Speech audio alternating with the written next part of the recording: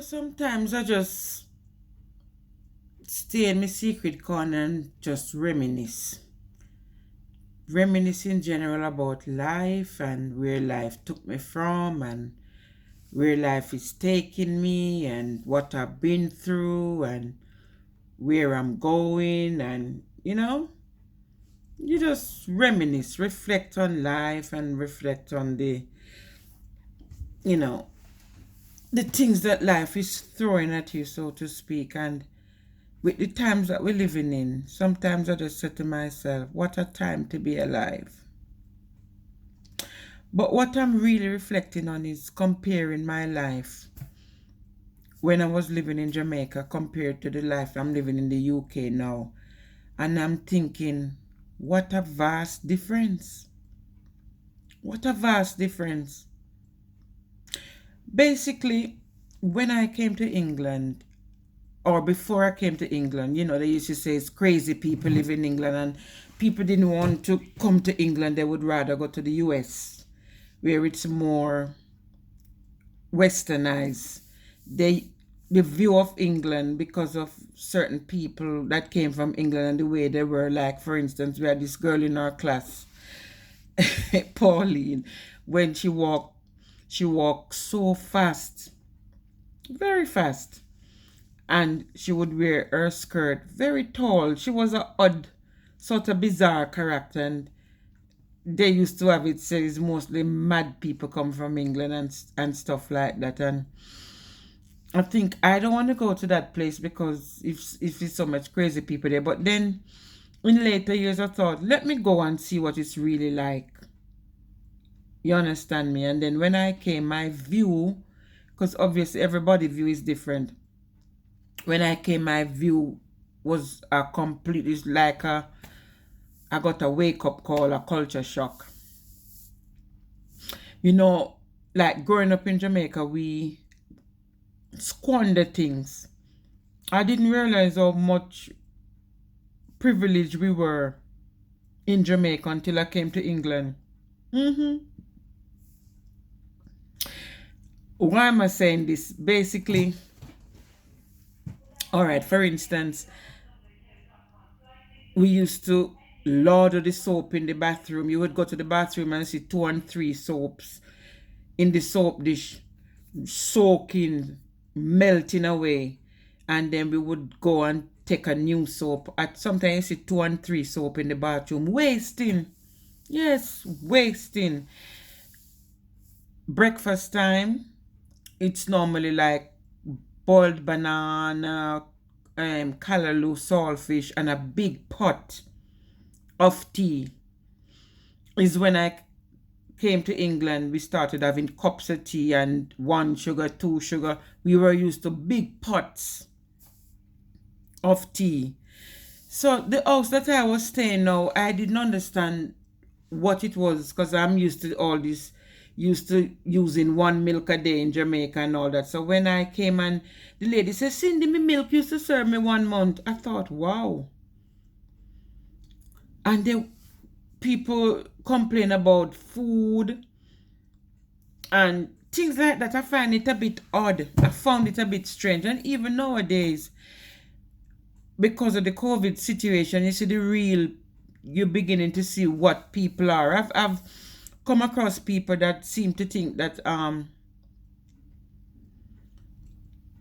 right. For instance, in Jamaica, then Mother Dearest, she would kill a goat every year and invite people from far and near to come and eat. And it's a pleasure for her to give away food. And she always say, when you're cooking, never ever cook enough for just the family. Always leave spare for when stranger come. Now most people here have found that it's not like that. They don't believe in sharing. They don't believe in sharing their meals with strangers. They really selfish, and we call them titus sort of people. And the comparison is so vast. It's a different lifestyle completely. So when I look back on my growing up years in Jamaica and compare it to the life that I've seen here, it beggars belief Some people don't believe in going out to buy food enough to cater for somebody else. They keep it in the family. They don't believe in sharing with strangers coming to their homes and sharing, which I found a bit odd because that's not how we were brought up. Now I used to I had an open door policy in my house. People could come, and homeless people, well, not strangers, but homeless people who I was familiar with back in Jamaica or their family, my door was open to people. Some people took the absolute piss, so to speak, and came, and they will I will sleep on the floor and give them my bed, and they would leave dirty plates in the sink. They would wake up and don't spread up the bed, and I found that those nasty habits very annoying. And I understand why people wouldn't want to go out of the way to accommodate people into their homes. Maybe if it's now, looking back now, and I've seen how people behave, their attitude towards they treat your place with contempt. If somebody offered me their, like for instance, when I came, I was staying with that at that lady's house, I would wake up in the morning, clean the stove, clean the oven, which that oven hasn't been cleaned for years because when I was cleaning it, the amount of things that I clean out of it, I would go out on my way to hoover and keep the place nice and clean, mindful that it's not my place. Now, when I got, I always said to myself, when I got my place, I would invite people who were homeless and help as much people as I could, because I went through hell being away from home, frostbite and all that sort of thing. I thought I was gonna freeze to death in the room at one point. No eating, nothing.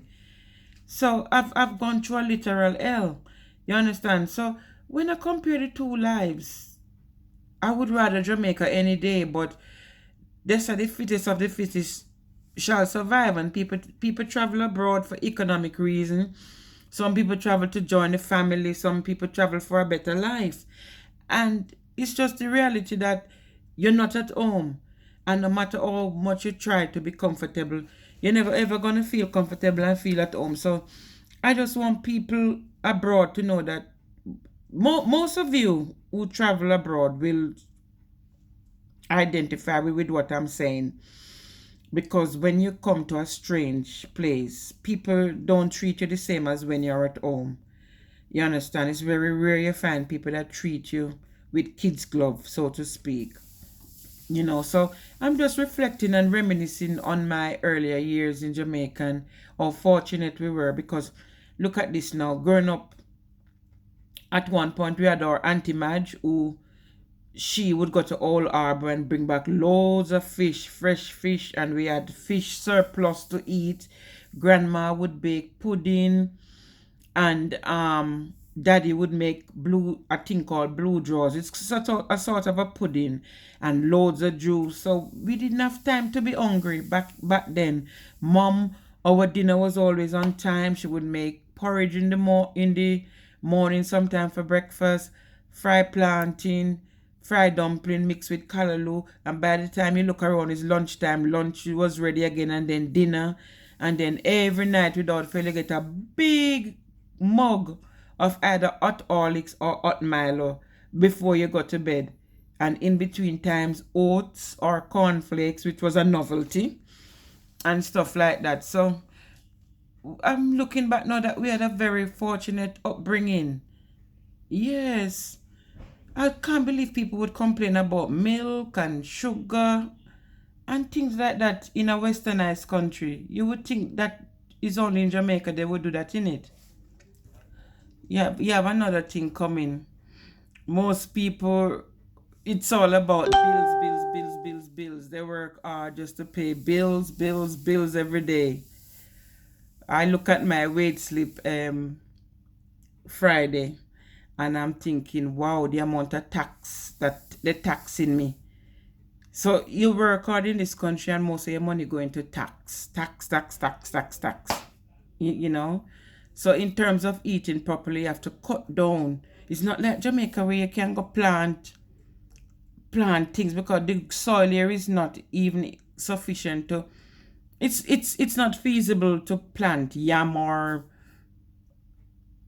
sweet potato or anything like that here. They call sweet Irish potato, they call it spud and things like that. So we're really fortunate. We were really fortunate back in the day to have such a profound upbringing, and we should really appreciate what we've got and understand that we got off to a very good start. And what I'm seeing now in comparison, give me Jamaica life any day.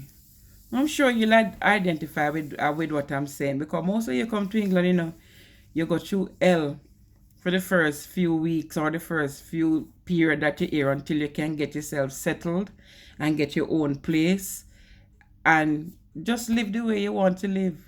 Yes, when I look back on when I just come, oh God, I wouldn't put my worst enemy through that.